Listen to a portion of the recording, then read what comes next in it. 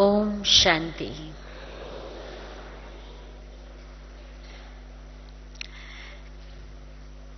इससे पहले कि मैं आज के टॉपिक के बारे में आपके सामने कुछ रखूं, दिल ये कहता है कि पहले तो आपकी महिमा करनी चाहिए।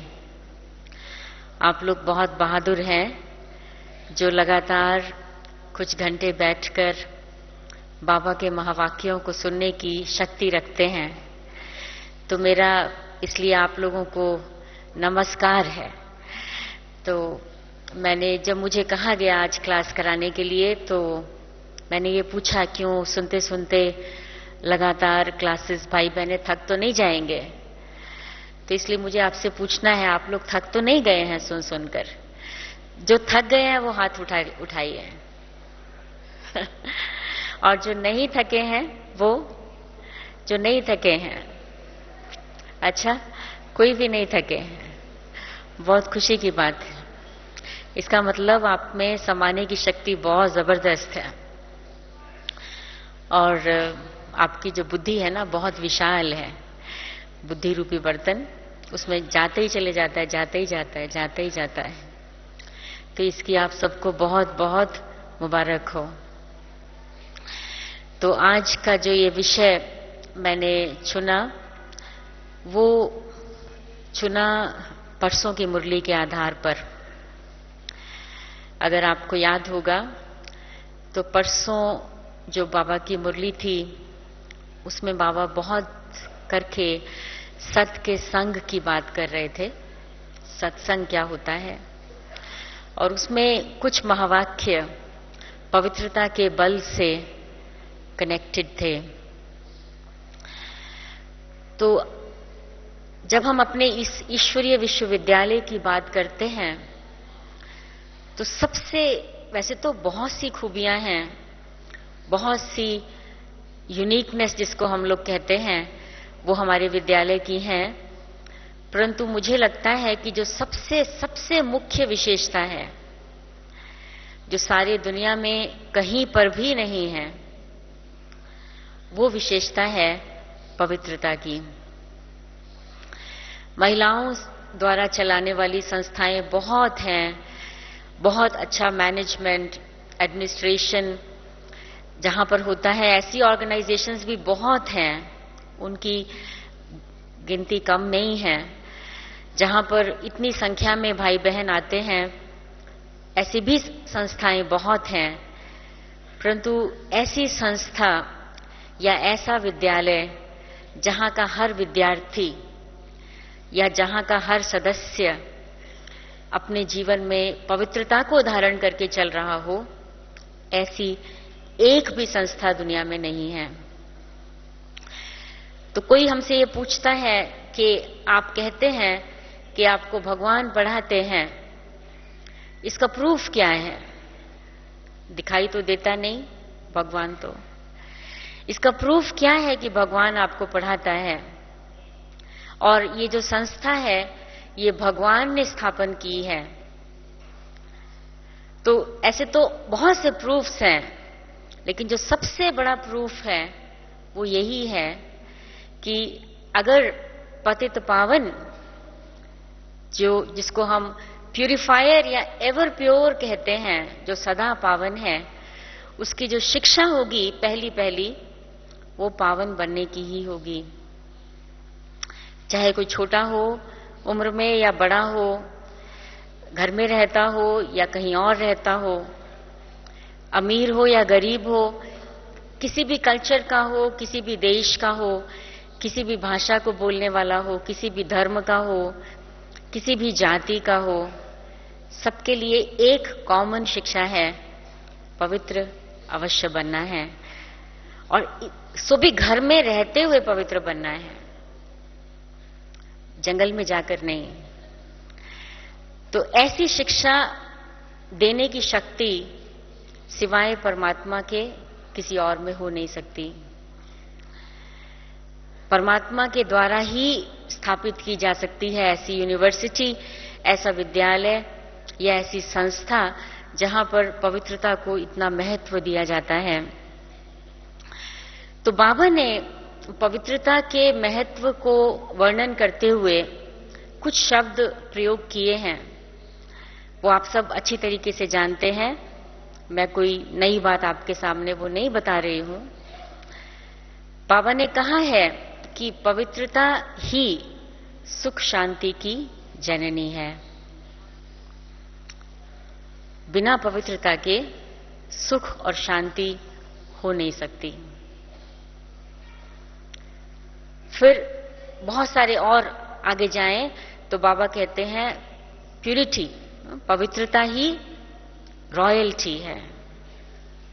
रॉयल्टी किसमें है? आत्मा की प्यूरिटी में है। अंग्रेजी में भी बाबा बोलते हैं ना, तो बाबा कहते हैं purity is royalty, purity is reality, purity is your property. Purity आपकी प्रॉपर्टी है और प्यूरिटी आपकी पर्सनालिटी है। आपका जो व्यक्तित्व है उसमें निखार प्यूरिटी से ही आता है। और प्यूरिटी, एक बाबा शब्द ऐड करते हैं, प्यूरिटी इज डिविनिटी। पवित्रता ही दिव्यता है। तो ये पवित्रता का महत्व है और इस महत्व को स्पष्ट करते हुए बाबा हमें पवित्रता के मार्ग पर आगे आगे आगे आगे बढ़ाते जा रहे हैं। ऐसे तो हम सभी, मैं ऐसी आशा रखती हूं कि जो भी यहां उपस्थित हैं सभी ने पहले ही दिन, जिस दिन ये संकल्प किया होगा कि मुझे ब्राह्मण बनना है, मुझे इस विद्यालय का विद्यार्थी बनना है, जिस दिन ये संकल्प किया होगा उस दिन ये सोच लिया होगा कि मुझे पवित्रता को अपनाना है और अपना लिया होगा। लेकिन पवित्रता केवल ब्रह्मचर्य तो नहीं है ना, पवित्रता की तो बहुत बहुत गहराई है। इसलिए बाबा कहते हैं कि पवित्रता दिव्यता है। अब हम ब्रह्मचारी तो हैं, परंतु ब्रह्मचारी होते हुए भी हमारे में वो रॉयल्टी, वो डिविनिटी कितनी आई है, वो फिर नंबरवार है। जितना जितना हमने अपने में पवित्रता का बल इकट्ठा किया है, उतना उतना हमारे व्यक्तित्व में निखार आया है। और वो जो निखार है वो दिखाई देता है, वो दिखाई देता है। पहले लोग कहा करते थे कि जो साधु सन्यासी लोग होते हैं वो लोग जंगलों में रहते हैं, कंद मूल खाते थे, और लेकिन उनके जो चेहरे पर तेज होता था वो कोई कॉस्मेटिक्स का नहीं, वो पवित्रता का तेज है। तो वो तो उनकी रही बात। लेकिन हम लोग जो समाज में रहते हैं, घर में रहते हैं, परिवार में रहते हैं, जो हमारे पवित्रता के रिजल्ट है, व्यक्तित्व में जो निखार आता है वो हमारे व्यवहार में दिखाई देता है, हमारे मैनर्स में दिखाई देता है। हाँ? हम किस प्रकार से दूसरों से संबंध संपर्क में आते हैं, चाहे वो लौकिक हो या अलौकिक हो। हमारे व्यवहार में अगर श्रेष्ठता आती जाती है, हमारा व्यवहार अगर दिव्य होता जाता है, तो हमको ये समझना चाहिए कि हमारे में पवित्रता का बल बढ़ रहा है।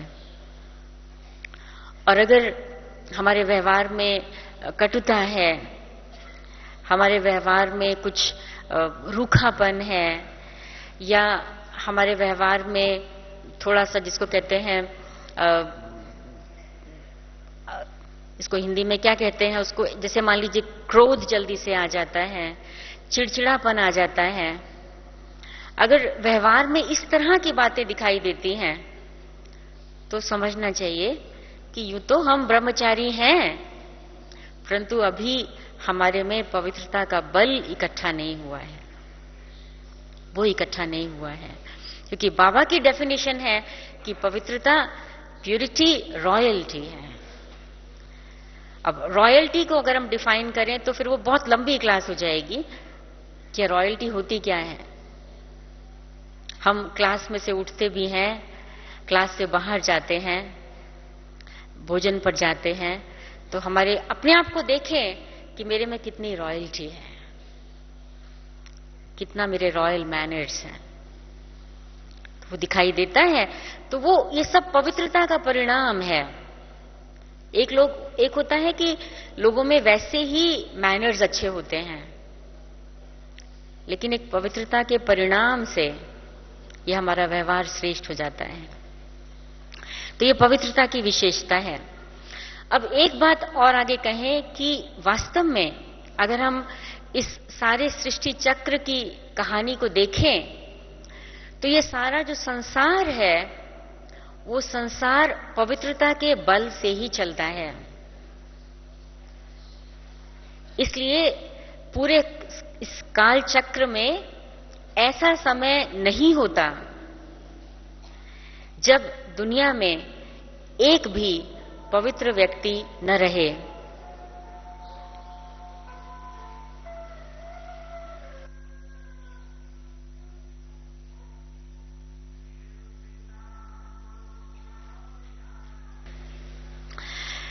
तो मैं सुना रही थी कि पवित्रता के बल की जब हम बात करते हैं तो पवित्रता का बल ही है जिसके आधार पर ये संसार अनादि है।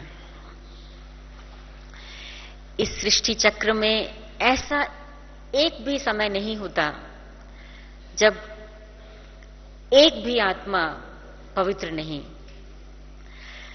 ये सब हम जानते हैं कि सतयुग त्रेता युग तो है ही पवित्रता का युग, लेकिन जैसे ही देवता लोग वाम मार्ग में जाते हैं तो धर्म पिताओं का आना प्रारंभ हो जाता है। पवित्र आत्माएं हैं। धर्म पिताओं के साथ फिर जैसे उनके बहुत नजदीक के अनुयायी होते हैं, उनके जीवन में भी पवित्रता होती है। और धर्म स्थापकों के साथ साथ इब्राहिम आए, बुद्ध आए, क्राइस्ट आए, लेकिन उसके बाद जब सन्यास धर्म का प्रारंभ होता है शंकराचार्य के आने से, तो बाबा हमेशा सन्यासियों की ये महिमा करते हैं कि सन्यासियों ने अपने पवित्रता के बल से भारत को जलने से बचाया है।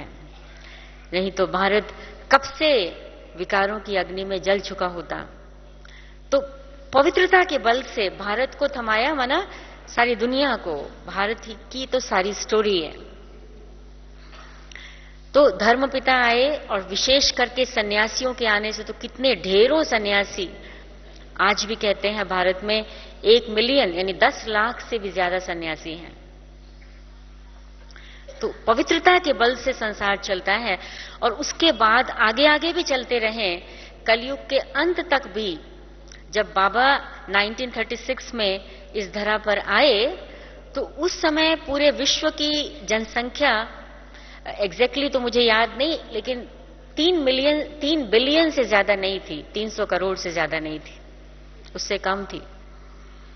और बाबा ने आके पवित्रता की क्रांति शुरू कर दी तभी, क्योंकि उसके बाद जो आत्माएं आई उनमें पवित्रता की इतनी शक्ति नहीं है। आती तो पवित्र आत्माएं ही है ऊपर से, लेकिन जल्दी से सतो प्रधान, सतो रजो तमो अवस्था में चली जाती हैं। लेकिन उससे पूर्व ही वो बाकी की जो 3 बिलियन आत्माएं, 300 करोड़ आत्माएं ऊपर रह गईं, उनके आने से पूर्व ही बाबा ने पवित्रता की क्रांति शुरू कर दी। कितने लोगों को पवित्र बना दिया। तो पवित्रता का बल क्या है कि अगर पवित्रता न हो तो संसार चलेगा नहीं, संसार अनादि हो ही नहीं सकता है। तो इसके बल पर ही संसार चलता है। ये एक बात बहुत समझने की है। उसके बाद फिर हम देखें कि पवित्रता की शक्ति क्या है, कि पवित्रता की शक्ति के आधार पर ही किसी भी धर्म की स्थापना होती है। किसी भी धर्म की। अगर धर्म पिता में पवित्रता का बल न हो तो वो धर्म स्थापन नहीं कर सकते। हम जब कहते हैं कि शिव बाबा जब इस सृष्टि पर आते हैं तो वो 3 चीजें स्थापन करते हैं। उसमें से एक है धर्म, एक है राज्य और एक है परिवार, कुल, दैवी धर्म, दैवी राज्य। इसीलिए बाबा हमको दैवी धर्म की स्थापना के लिए पवित्रता सिखाते हैं, दैवी परिवार की स्थापना के लिए स्नेह, प्रेम हो आप सब में, लव, वो सिखाते हैं, और दैवी राज्य की स्थापना करने के लिए मर्यादा सिखाते हैं। पवित्रता, मर्यादा माना लॉ सिखाते हैं, और लव, स्नेह सिखाते हैं। तो धर्म की स्थापना, चाहे दैवी धर्म हो, चाहे कोई और द्वापर के आने के बाद जो धर्म स्थापन हुए, उन धर्मों की स्थापना होती ही पवित्रता के आधार पर है, ज्ञान के आधार पर नहीं। शुरू में आकर के ये धर्म पिताएं कोई ज्ञान नहीं देते हैं, तो थोड़ा सा होता है। बाबा ने भी शुरू में कितना ज्ञान दिया? थोड़ा सा, बहुत थोड़ा सा। जब सेवाएं शुरू हो गई दिल्ली में, हम लोग सुनते हैं उन पुराने भाई बहनों से कि उनको 5 मिनट ज्ञान सुनाते थे और 25 मिनट योग कराते थे, इतना सा ज्ञान था। लेकिन अभी तो ज्ञान का बहुत विस्तार है। ज्ञान से स्थापना नहीं होती है, स्थापना पवित्रता से होती है। धर्म की स्थापना और बाबा की ये जो विद्यालय स्थापन हुआ है, वो तो हुआ ही पवित्रता के बल पर है, और जो अभी तक चल रहा है उसका कारण भी पवित्रता है। अदरवाइज संस्थाएं स्थापन होती हैं और संस्था का जो माना फाउंडर होता है, अगर वो चला जाए उसके बाद डिवीजन शुरू हो जाती है, मतभेद शुरू हो जाते हैं। हाँ, गद्दी के लिए झगड़ा शुरू हो जाता है, और गद्दी के लिए झगड़ा शुरू होना माना ही अपवित्रता एंटर हो गई। तो क्योंकि पवित्रता, बाबा ने पवित्रता के आधार से स्थापना की, पवित्रता के आधार से बाबा पालना कर रहे हैं, इसलिए बाबा का विद्यालय बढ़ता जा रहा है, बढ़ता जा रहा है, बढ़ता जा रहा है। और आज 108 देशों में ऑफिशियली रजिस्टर्ड सेंटर्स हैं बाबा के। बाकी तो सेवाएं 130 देशों में होती हैं, मगर 108 देशों में रजिस्टर्ड सेंटर्स हैं। तो ये पवित्रता का बल है। फिर उसके बाद जब हम कहते हैं कि पवित्रता के बल की जो मान्यता, कितनी पवित्रता की मान्यता होती है, वो भी हम सबको मालूम है कि ये जो लाइट का क्राउन मिलता है देवी देवताओं को या धर्म पिताओं को या साधु संतों को, ऐसी महान आत्माओं को, वो लाइट का क्राउन और किसी को नहीं दिया जाता है। चाहे कितना भी बड़ा पॉलिटिकल लीडर हो, कितना भी बड़ा एडमिनिस्ट्रेटर हो, कितना भी बड़ा, कितना एजुकेटेड हो, कितना इंटेलिजेंट हो, कितनी उसके पास डिग्रीज हो, लेकिन ये लाइट का क्राउन उसको नहीं मिलेगा। बहुत बड़ी पोजीशन, बहुत बड़ा स्टेटस, बहुत बड़ी सैलरी, बहुत मान सम्मान मिल सकता है, मगर लाइट का क्राउन नहीं मिलता है। ये पवित्रता की शक्ति है कि जब साधु संत अपनी पवित्रता की शक्ति से जंगलों में रहते थे, तो वो पवित्रता की शक्ति शहर में रहने वाले लोगों को, गांव में रहने वाले लोगों को पुल करती थी कि वो वहां उनका दर्शन करने के लिए उनके पास भोजन ले जाकर, उनके पास और सामान ले जाकर, पवित्रता की शक्ति से खिंचावट होती है।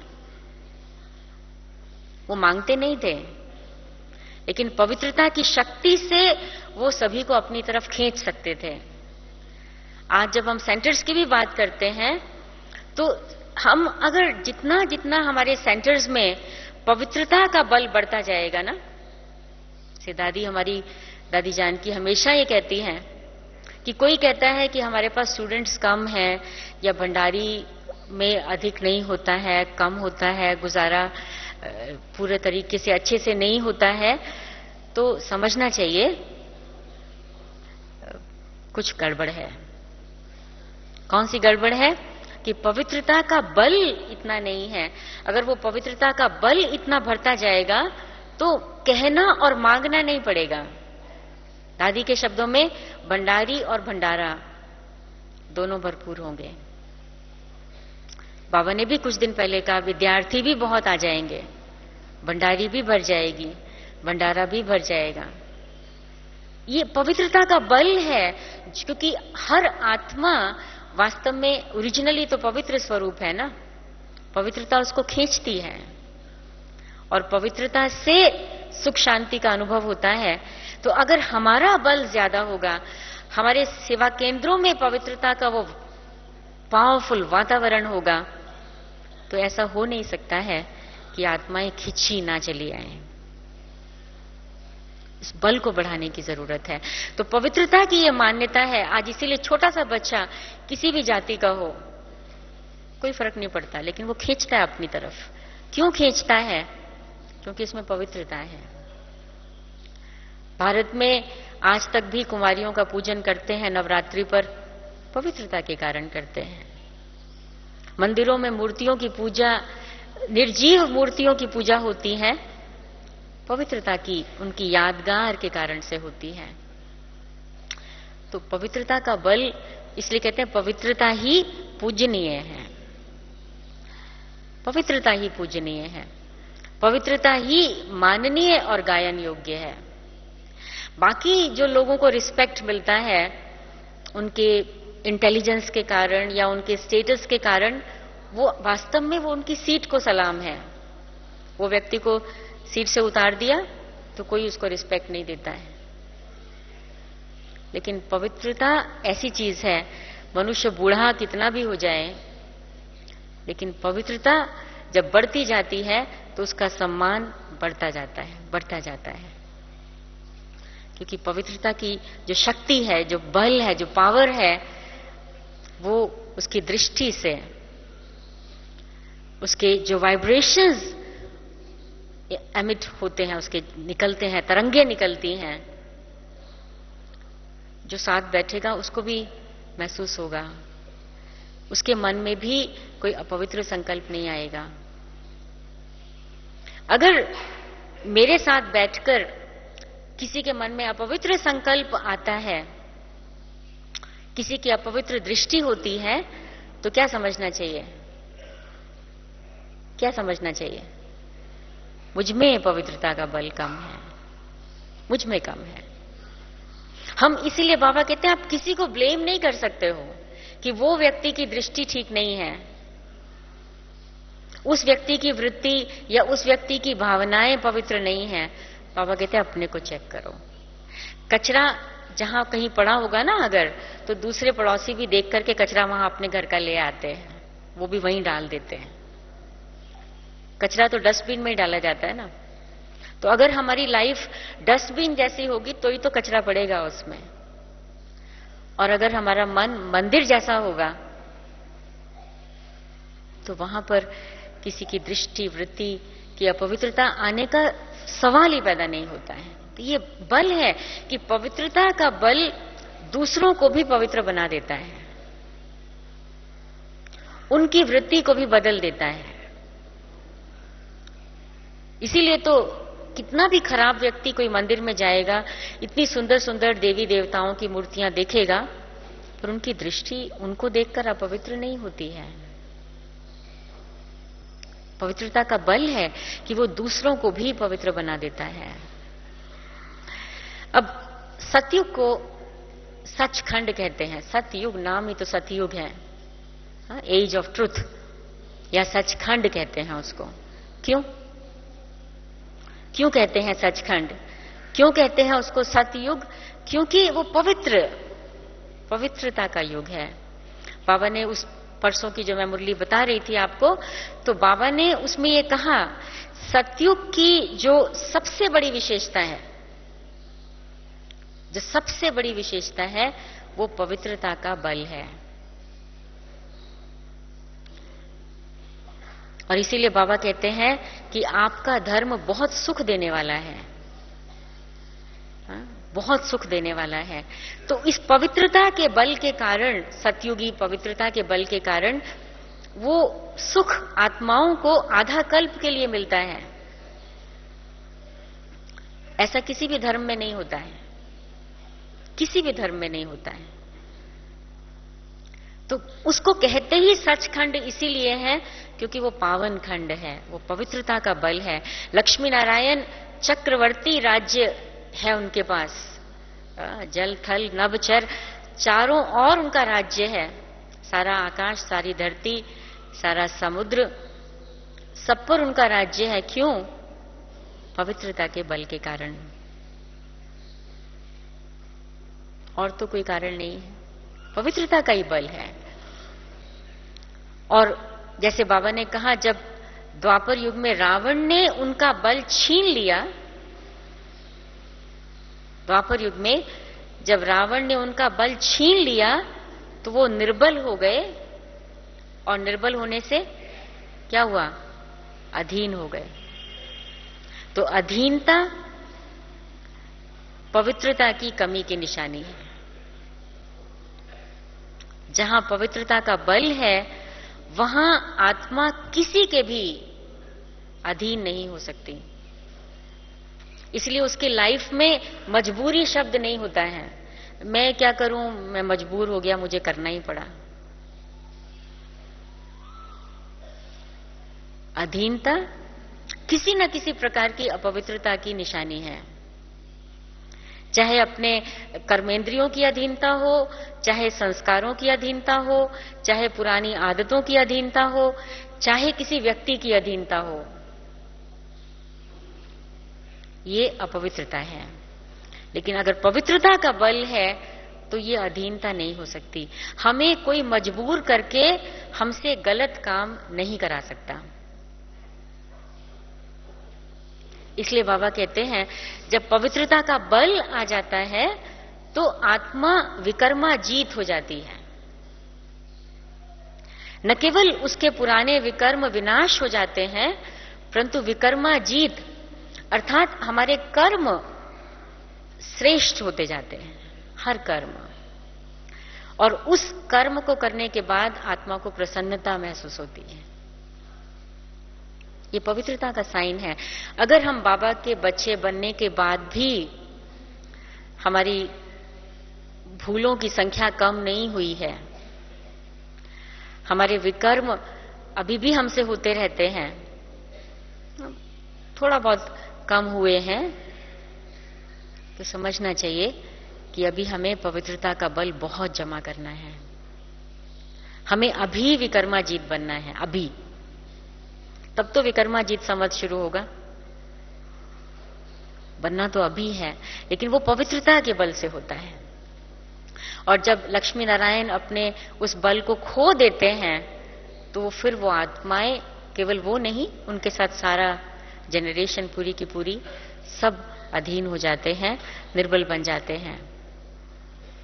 और अब इसलिए प्रश्न उठता है कि अगर ऐसी पवित्रता का महत्व है तो ये पवित्रता का बल हम अपने में जमा कैसे करें?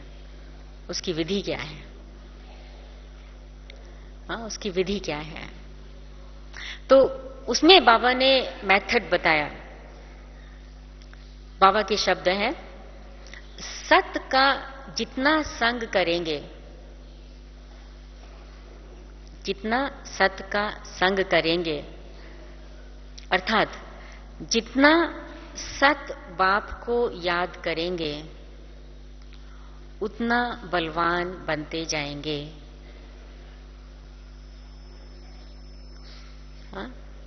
इसको आप नोट कीजिए, इस बात को।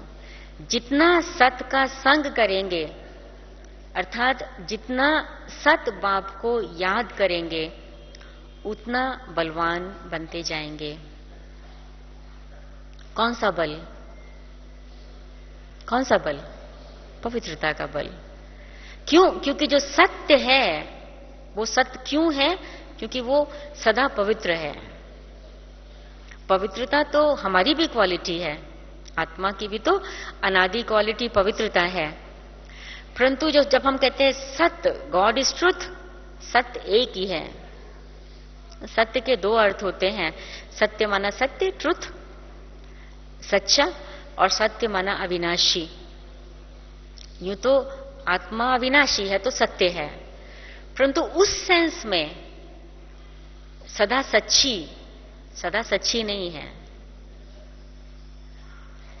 आज भी ब्राह्मण बनने के बाद अगर हम अपने से पूछें कि क्या हम झूठ बोलने की आदत से मुक्त हो गए हैं, कह सकते हैं हम कि हम अब बिल्कुल कुछ भी हो जाए झूठ नहीं बोलते हैं, कह सकते हैं? हाँ, कह सकते हैं कि हम बिल्कुल झूठ नहीं बोलते हैं। है कोई? 2-3 हाथ खड़ा कर रहे हैं। अच्छा, थोड़े से हैं। कोई छोटी छोटी बात पर, हाँ, अपने को बचाने के लिए, कोई मेरे को डांट ना पड़ जाए उसके लिए, हाँ, कोई कारणों से झूठ बोला जाता है, तो चेक करना चाहिए अपने को। हम कितना उस सत्य बाप का संग करेंगे, उस पवित्रता का संग करेंगे, तो आत्मा में सच्चाई आती जाएगी, सच्चाई का गुण आता जाएगा। ये पवित्रता का बल है। झूठ क्यों बोलता है आदमी? उसको डर लगता है किसी चीज से। भाई मेरे को कोई कुछ कहे नहीं, या छिपाना चाहता है कुछ। झूठ के पीछे चोरी भी होती है, धोखा देने की आदत, ये सब तो अपवित्रता है ना। और बाबा सत्य है, तो बाबा ने कहा जितना उसका संग का मतलब क्या है? संग का मतलब उसी के साथ रहें, उसी कंपनी में रहें, हम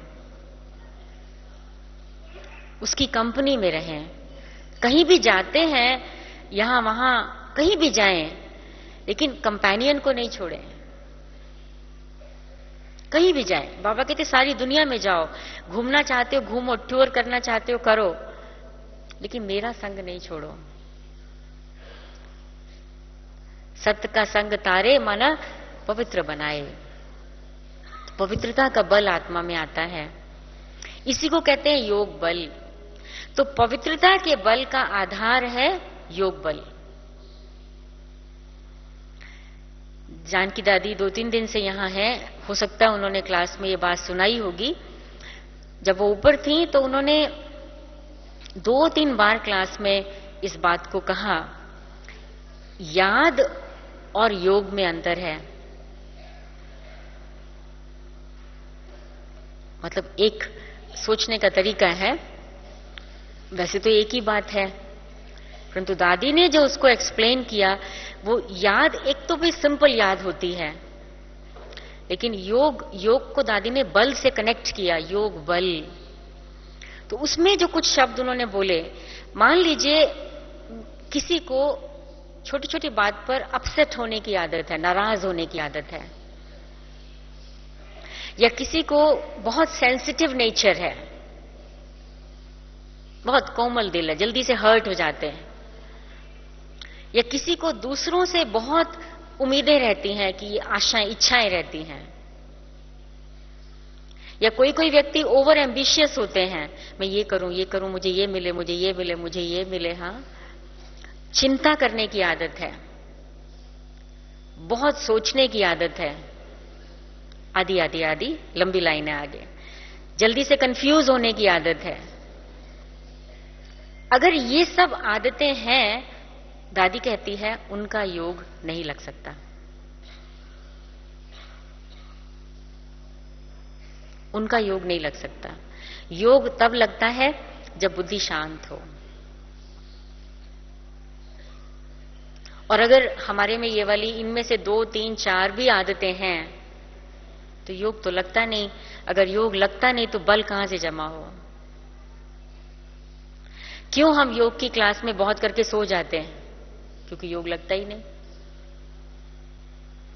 और क्यों नहीं लगता? क्योंकि ये आदतें हैं। मूड ऑफ हो जाता है, जल्दी से उदास हो जाते हैं, नाराज हो जाते हैं, दिल टूट जाती है, दिल छोटी हो जाती है, इच्छाएं बहुत हैं, तो बुद्धि तो भटकती रहती है ना, यहां वहां जाती रहती है, तो बुद्धि तो शांत होती नहीं। अब शांत होती नहीं तो कनेक्शन कैसे हो? बाबा तो बिंदु है और मेरी बुद्धि यहां जा रही है, तो लिंक कैसे होगा? लिंक तो होता नहीं है, वो कनेक्शन नहीं होता, तो मुझे पावर कहां से मिले? वो पावर आत्मा में नहीं आती है, बल आत्मा में नहीं आता, तो फिर बाबा कहते हैं पवित्रता का बल भी नहीं आ सकता है। इसलिए अगर हम पवित्रता का बल अपने में भरना चाहते हैं और उसके लिए योग बल अपने में भरना चाहते हैं, तो हमें क्या करना होगा? इन आदतों से छुटकारा पाना होगा, अपनी नेचर को चेंज करना पड़ेगा, इस पर स्पेशल अटेंशन देना पड़ेगा कि ये बचपन की बातें अब खत्म। चाहे हमको 1 साल ही हुआ ज्ञान में आकर, लेकिन एग्जामिनेशन का टाइम सबके लिए एक ही है, इसलिए बचपन अभी नहीं है, फिनिश्ड। अभी हम वानप्रस्थी हैं सभी। और बाबा कहते वानप्रस्थी हो के गुड़ियों का खेल खेलते हो, छोटी छोटी बात पे रोते हो, मूड ऑफ कर लेते हो, अच्छा तो नहीं लगता ना फिर। तो योग बल जमा करो, तो बाबा का संग हो, संग याद हो उसकी। और याद के लिए दादी ने एक बात और ऐड की, अगर हम पास्ट की बातों को याद करते हैं, पिछली बातों को याद करते हैं, कोई भी, चाहे वो कल हुई थी, उन पिछली बातों को अगर हम याद करते हैं तो बाबा को याद नहीं कर सकते हैं। बहुत सूक्ष्म है ना ये बात। तो अभी आप देखिए हमको कितना अपने ऊपर अटेंशन देना है, तब हमारे में वो योग बल जमा होगा, फिर पवित्रता का बल जमा होगा। अच्छा, कल गुरुवार था, कल बाबा का एक बहुत अच्छी युक्ति बाबा ने भोग के मैसेज में दी। बाबा ने कहा आप बच्चे याद की यात्रा पर हो, और जब यात्रा पर जाते हैं ना, जैसे कोई बद्रीनाथ की यात्रा पर या हरिद्वार या कहीं और, तो साथ में एक गाइड होता है जो हमको ले जाता है कहाँ जाना है, यहां से वहां, वहां से वहां। तो बाबा ने कहा आप याद की यात्रा पर हो और मैं आपका गाइड हूं। तो जो यात्री होते हैं वो हमेशा गाइड को देखते रहते हैं, वो गाइड को फॉलो करते हैं। हाँ? कि गाइड अगर आंखों से इधर उधर हो जाएगा तो रास्ता भटकने की चांसेस है ना। तो बाबा ने कहा कि मैं तो आपको यात्रियों को देखता रहता हूं, आपको साकाश देता रहता हूं गाइड होकर। हाँ, मेरे यात्री कहीं इधर उधर ना हो जाएं, लेकिन यात्री मुझे देखते ही नहीं है। यात्री किसी और को देखने लग जाते हैं, वो मुझे देखते ही नहीं। मुझे देखते नहीं तो उनको जो मैं साकाश दे रहा हूं वो साकाश को कैच नहीं कर पाते हैं। जो मैं इशारे देता हूं कि अभी क्या करना है क्या नहीं करना है, उन इशारों को कैच नहीं कर पाते क्योंकि वो मुझे देखते ही नहीं। तो बाबा ने बहुत वंडरफुल युक्ति बताई कि अपने को यात्री समझ के, इस याद की यात्रा के यात्री समझकर मुझ गाइड को देखते रहो, देखते रहो बस। जहां गाइड चले हम भी वहीं चले, वही देखते रहो। तो उससे नेचुरली हमें इशारा जो बाबा देंगे, जो साकाश देंगे, वो हमको मिलता रहेगा, हमारे में शक्ति आती रहेगी। और शायद कल की मुरली में बाबा ने कहा कि वारिस कौन बन सकते हैं, कौन, क्या कहा था बाबा ने कल? किसने मुरली सुनी कल? बस इतने थोड़े से लोगों ने। हाँ, तो वारिस कौन बन सकता है? कल बाबा ने क्या बोला? हाँ, कुछ नहीं सुनाई दिया। जो सपूत? नहीं, बाबा ने सपूत नहीं कहा कल कुछ और कहा। मातेले बच्चे हैं, जो सगे बच्चे हैं, मातेले बच्चे। और सगे कौन है? जो श्रीमत पर चलते हैं। और श्रीमत क्या है? श्रीमत क्या है? कल की मुरली के अनुसार पवित्र बनो, ये श्रीमत है। तो जो सगे बच्चे हैं वही वारिस बनते हैं। और सगे कौन है? जो बाप की श्रीमत पर चलते हैं। श्रीमत क्या है? पवित्र बनो। अब हम बाबा के वारिस बनना चाहते हैं। बाबा से हम सब वर्षा, यहां वर्षा सबसे पहला कौन सा है? पवित्रता का वर्षा है। वो सतयुग का वर्षा तो पीछे, अभी का जो वर्षा है सबसे पहला पवित्रता का है। उसके बाद सब सुख, शांति, ज्ञान, आनंद वगैरह वगैरह सब पीछे। अगर बेस नहीं है, फाउंडेशन नहीं है, तो बिल्डिंग कहां से खड़ी हो? तो इसलिए बाबा ने कहा कि सगे बच्चे बनो, सगे बच्चे बनो। न केवल मेरा संग करो, न केवल मुझे कंपेनियन बनाओ, न केवल मुझ गाइड को देखते रहो, परंतु मेरी श्रीमत को, मेरी गाइडेंस जो आपके लिए है उस पर चलो, उसको फॉलो करो। तब आप में पवित्रता का बल आएगा, इस योग बल के आधार पर। और साथ साथ बाबा ने उस मुरली में यह भी कहा, योग का बल तो देगा ही पवित्रता को आप बल, उससे आप बलवान बनेंगे। फिर बाबा ने एक लाइन और ऐड की, पढ़ाई से भी बल मिलता है, पढ़ाई से भी बल मिलता है। जितना मेरी बुद्धि पढ़ाई में व्यस्त है, ज्ञान रत्नों से भरपूर है, उतना मेरा बाबा से योग अच्छा लगता है। लेकिन ज्ञान के पॉइंट्स की बात नहीं है यहां, सिर्फ क्लास में अटेंडेंस की बात नहीं। हमारे में बहुत सारे बाबा के बच्चे जिनकी मेमोरी बहुत अच्छी है, बहुत अच्छा याद रखते हैं पॉइंट्स को, बहुत अच्छी क्लासेस भी करा सकते हैं, भाषण बहुत अच्छा कर सकते हैं। लेकिन आज की मुरली में बाबा ने कहा, या कल की में कहा, कि कितना भी ज्ञानी हो, कितना भी उसको ज्ञान हो, लेकिन अगर योग बल नहीं है तो वो गिर पड़ेगा। तो इसलिए पढ़ाई का जो बल है वो केवल पॉइंट्स से नहीं है, पढ़ाई का बल उसकी पॉइंट्स का स्वरूप बनने से है, स्मृति स्वरूप बनने से है।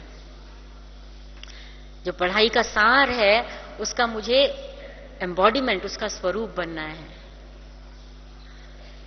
और उसका स्वरूप बनने के लिए मुझे स्मृति में रखना है। बाबा कनेक्ट करता है, जहां स्मृति से समर्थी आती है। कहां से पावर आती है? बल कहां से मिलता है? स्मृति से। तो क्योंकि समय हो गया है, तो 6-7 पॉइंट्स, सिर्फ पॉइंट रूप में, एक्सप्लेनेशन के बिना, वो आप इसके बाद लिस्ट बनाएं आगे कि कौन सी स्मृति अर्थ सहित, उसके महत्व सहित हम अपने बुद्धि में रखें, जिससे हमें समर्थी आए। बहुत से बाबा ने स्वमान के टाइटल्स हम बच्चों को दिए हैं, बहुत सारे, पूरे लिस्ट की लिस्ट्स हैं। लेकिन 6-7 जो मेरे दिमाग में आए वो मैं आपको बता देती हूं। सबसे पहला आता है मेरे को बुद्धि में, मैं होली हंस हूं। होली तो मतलब ही पवित्र है, होली हंस। अच्छा, अगर होली हंस हूं तो सिर्फ याद रख लूं मैं होली हंस हूं, मैं होली हंस हूं, इससे क्या होगा? ऐसा तो नहीं कि वो तोता नल पर बैठा है, कहता है गंगाराम नल पर मत बैठो, नल पर बैठकर। हाँ? मैं दूसरों के अवगुणों को वर्णन करती रहूं, अवगुणों के बारे में सोचती रहूं और कहूं कि मैं तो होली हंस हूं, तो काम नहीं चलेगा ना। ये तो वो गंगाराम की तरह हो जाएगा, गंगाराम नल पर मत बैठो, नल पर बैठकर भी। तो अगर मैं होली हंस हूं तो हंस की क्वालिटी क्या होती है, इस पर आप खुद सोचिए आगे, मुझे क्या करना है। फिर उसके बाद दूसरा और कौन सा टाइटल बाबा देता है? मैं पतित पावनी गंगा हूं। ये पवित्रता की बल कलेक्ट करने के लिए स्मृतियां हैं। मैं पतित पावनी गंगा हूं, मैं पतित पावनी हूं। तो हमारे मन में पतित संकल्प तो आ ही नहीं सकता, इम्पॉसिबल। हमें तो और पतितों को पावन करना है हमारे में, और उसके लिए मुझे बहते रहना है, कहीं अटक नहीं जाना। अगर किसी व्यक्ति में हम अटक गए तो हम गंगा नहीं बन सकते। अटकने वाला तो वो पॉन्ड होता है ना, कहीं पे वहीं पर ही रुक गया, वो तो फिर सड़ने लग जाता है, गंदी वहां बदबू आने लग जाती है। लेकिन जो गंगा है वो तो बहती रहती है। तो हम कहीं अटके नहीं, बढ़ते जाएं आगे आगे। मैं पतित पावनी गंगा हूं। फिर बाबा टाइटल देता, मैं असुर संहारिणी हूं। दुर्गा, वैष्णो, जो भी आप अपने को नाम देना चाहें, काली, कौन हूं मैं। लेकिन सिर्फ फिर मैं बाद में कहती हूं, ऐसा नहीं कि सिर्फ टाइटल याद रखें, लेकिन इसका अर्थ क्या है, इसका महत्व क्या है, उसका स्वरूप बनने की जरूरत है। मैं महावीर आत्मा हूं जिसके दिल में सिर्फ एक भगवान है। अगर मेरे दिल में एक भगवान है तो भगवान तो है ही पवित्र। मेरा दिल में भगवान आएगा तो तभी जो मेरा दिल मंदिर बन जाए। अगर मेरे मन मंदिर के समान पवित्र ना हो तो वहां मूर्ति भगवान की रखी जा नहीं सकती ना। फिर मैं महावीर हूं जिसके हृदय में भगवान बसा है। फिर बाबा ने और टाइटल्स हमको दिए हैं कि आप कौन हैं। मैं फ्लॉलेस डायमंड, मैं बेदाग हीरा हूं। माना मैं चमकता रहता हूं। अपनी जो मेरी लाइट्स है हीरे से, वो निकलती रहती है, निकलती रहती है। लाइट फैला रहा हूं। तो यहां वहां चलो तो ऐसे चलो जैसे मैं हीरा हूं और मेरी लाइट फैल रही है, लाइट फैल रही है। अंधकार खत्म होता जा रहा है। चलिए ही ऐसे, बात ऐसे कीजिए, मैं बेदाग हीरा हूं। फिर उसके बाद बाबा कहता है कि सबसे बड़ी बात तो मैं ब्राह्मण हूं, ब्रह्मा मुख से जिसने जन्म लिया है। मेरा जन्म ही पवित्रता के आधार से हुआ है ना। हमारा तो जन्म कोई लौकिक जन्म थोड़ी है, ये तो अलौकिक जन्म है जो पवित्रता के आधार से हुआ। तो अगर मेरा जन्म ही पवित्रता से हुआ तो मेरा कर्म, मेरा धर्म, मेरा लक्ष्य पवित्रता के विपरीत हो ही नहीं सकता है ना।